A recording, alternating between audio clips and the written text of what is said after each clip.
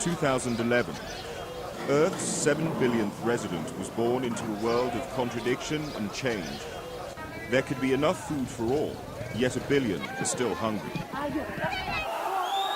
Throughout this year, people around the world were seeking freedom from oppression and better opportunities for themselves and their families. UN Secretary General Ban Ki-moon. 7 billion now look to us, the world's leaders. They need solutions. They demand leadership. They want us to act, saving our planet, lifting people out of poverty, advancing economic growth. These are one and the same fight. In Libya, Colonel Gaddafi's security forces began systematically shooting at peaceful protesters. More than 600,000 people fled the fighting and chaos, and Ban Ki-moon urged the international community to ensure the protection of civilians. I have spoken out bluntly and repeatedly. The violence must stop.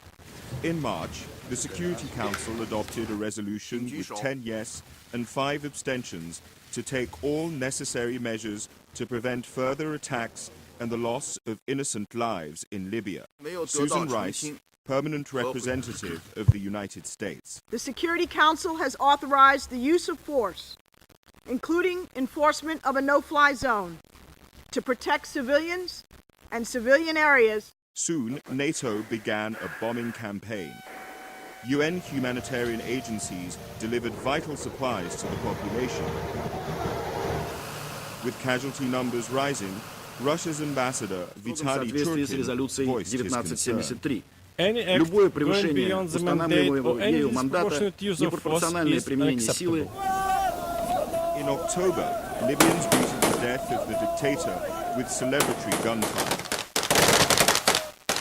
Yet weeks of relentless urban conflict have reduced cities to ruins, and hospitals are filled with the wounded.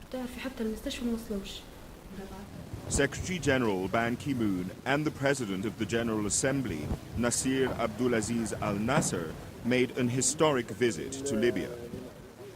The road ahead for Libya and its people will be difficult and full of challenges. Now is the time for all Libyans to come together.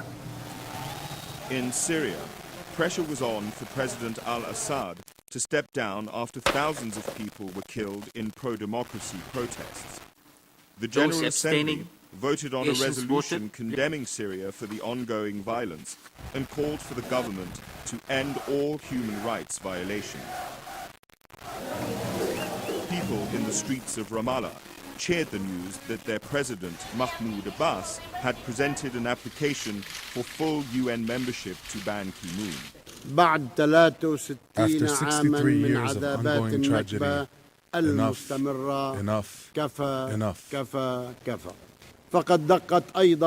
time has come for the Palestinian Spring, the time for independence.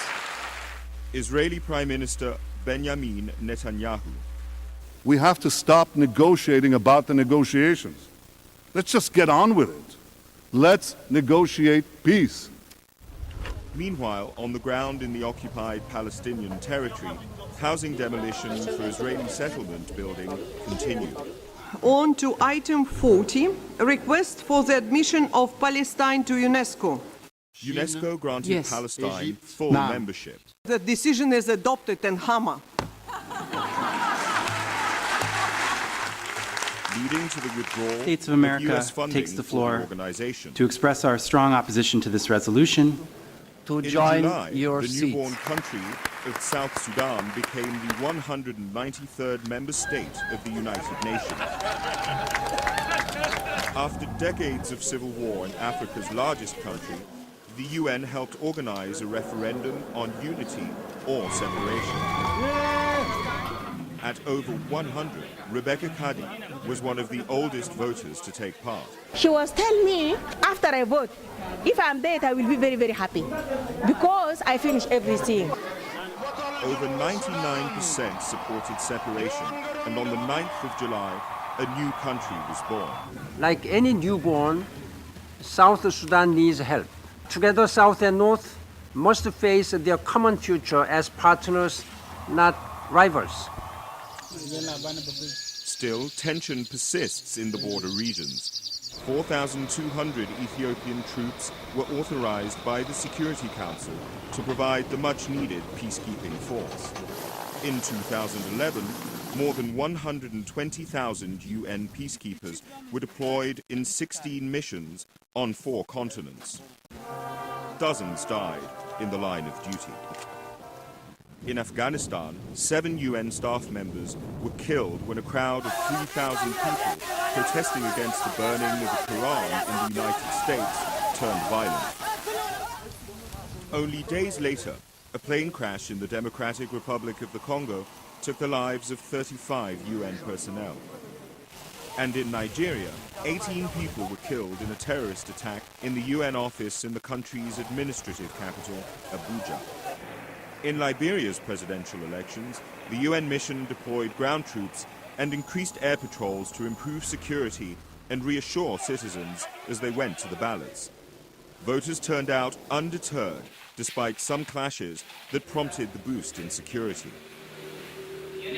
President Ellen Johnson Sirleaf was not only re-elected, she was also one of 3 women activists who were jointly awarded the 2011 Nobel Peace Prize. The arrests of former Côte d'Ivoire President Laurent Gbagbo in April and accused war criminal and former Bosnian Serb military leader Ratko Mladic in May provided further evidence that the era of impunity may come to an end and the rule of international law is here to stay. Haiti slowly recovered from a major cholera epidemic.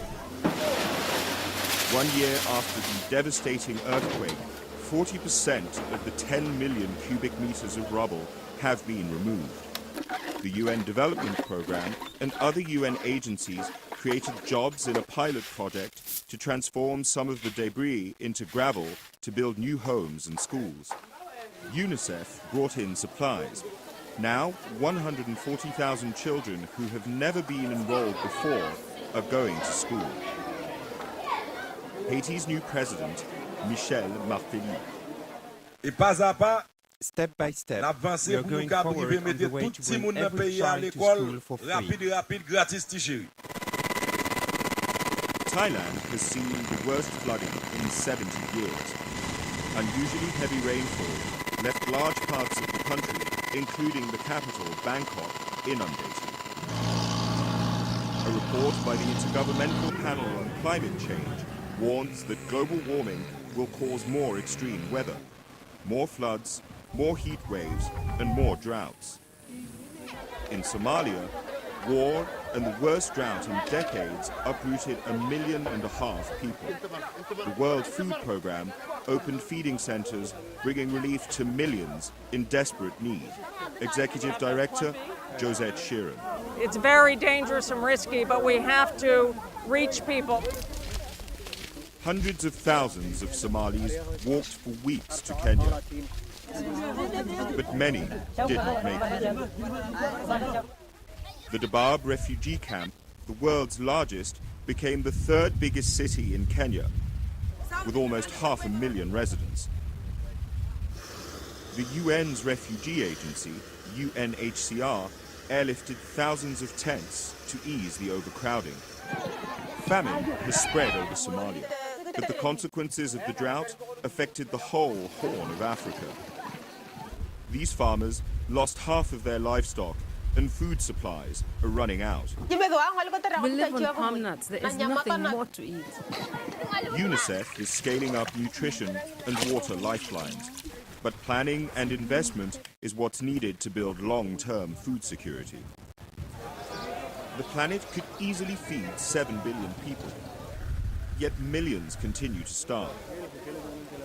High and unpredictable food prices affected poor countries the most during the global economic downturn. UN Emergency Relief Coordinator Valerie Amos visited the Democratic People's Republic of Korea, where 1/3 of all children are chronically malnourished. 25 years after Chernobyl, A tragedy in Japan with multiple consequences. A magnitude 9 earthquake, followed by a tsunami, seriously damaged the Fukushima nuclear reactor. Dedicated workers prevented a total meltdown, but a large area became contaminated as radiation spread. This was measured by the sensitive instruments of the CTBT, the UN's Nuclear Test Ban Treaty Organization. Experts from the International Atomic Energy Agency urged Japan to secure permanent sites to store the radioactive waste.